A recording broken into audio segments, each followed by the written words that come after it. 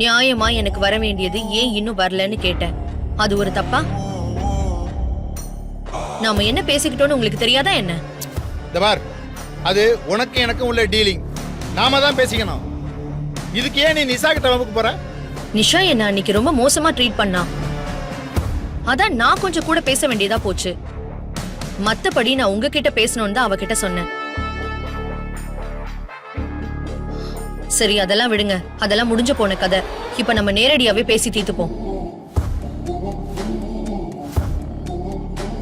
உங்களுக்காக ரஞ்சிதா வந்து ஒரு பொய் சாட்சி சொல்லணும்னு சொன்னீங்களே, அவளும் கோர்ட்ல வந்து சொன்னாலா இல்லையா?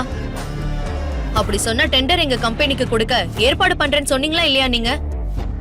ஆமா சொன்னேன். இப்ப எல்லா டெண்டருமே கேன்சல் ஆயிடுச்சு சார். அப்படியா? நிஜமாவா? ஐயோ, ஏன் உங்களுக்கு அது தெரியாதா? நீங்களே இதுல தலையிட்டு டெண்டரை கேன்சல் பண்ணுங்கன்னு சொன்னீங்களாமா?